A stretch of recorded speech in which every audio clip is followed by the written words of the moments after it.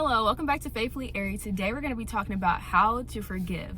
So a lot of people say things like, you just have to let it go.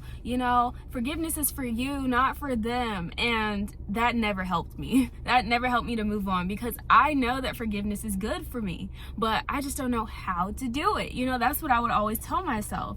So if you understand forgiveness in theory, but you feel stuck in real life, this video is for you. Forgiveness is not a feeling. Forgiveness is not acting like the thing didn't matter. It's not minimizing the situation. Forgiveness is releasing that. And you can't release something unless you understand why you're still holding on to it. In some situations, you don't have control over it. You didn't have an out. You didn't have an exit route. And so I want you to hear me clearly. This was not your fault. If you did have a level of control, then you understand that this has layers to it, because you're not only hurt by what happened, you're also wrestling with what you kept holding on to and what you kept holding hope for.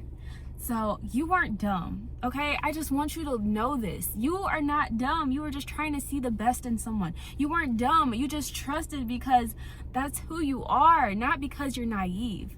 You weren't dumb. You just ignored certain things because you wanted peace and not chaos. You weren't dumb because you believed in the apology. You believed that this time it would be different. You believed that this person was going to change like they said they were. You weren't dumb. You were just doing the best you could at that time and what you knew. You weren't dumb. You didn't recognize the situation for what it was in that moment.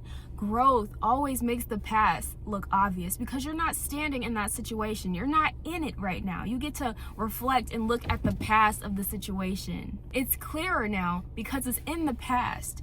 But forgiveness doesn't start by excusing those people or by trying to force peace.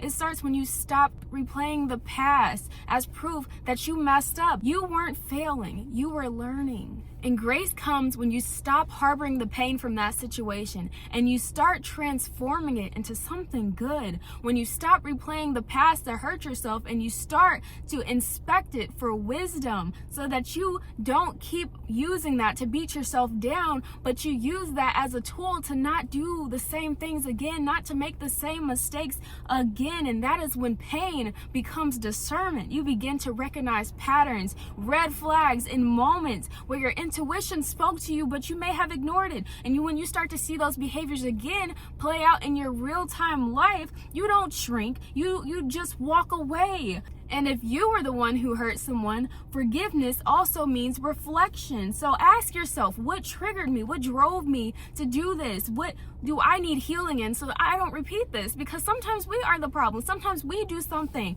Sometimes we need to fix it. And that's not condemnation. That is growth. That is telling yourself, hey, I'm not too proud to acknowledge my faults and to dig in deep and see, what did I do wrong?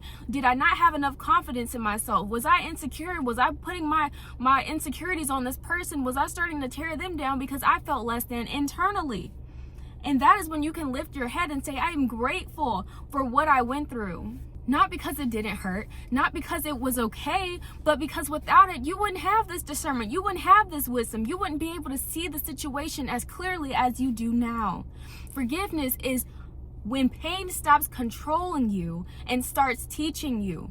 Genesis 50 verse 20 said, you intended to harm me, but God intended it for good, to accomplish what now is being done. So they may have tried to harm you, but God intended that pain for good to accomplish what is now being done. So that doesn't mean that what happened was okay. It doesn't mean that it got wasted. Time was wasted. The pain didn't break you. It sharpened you. Now you don't move bitter. You move wiser. I pray that you got something out of this video, y'all. I pray that this video touched you. I pray that this video will help you to reflect and to do some examinations to the past hurts that have happened to you and just help you to move wiser and to find that you've learned something out of the pain. The pain wasn't wasted, y'all. We can't beat ourselves up over what happened in the past, no matter how much it hurts. But all we can do is grow from it. We can't change the past. So we have to make the best out of what happened. And we can transform that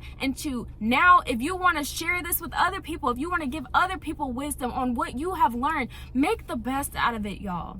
Make the best out of your pain. Turn it into something great. So I pray that you got something from this video. Please like and subscribe, y'all. Stay blooming, stay blossoming, and I will see you in the next one.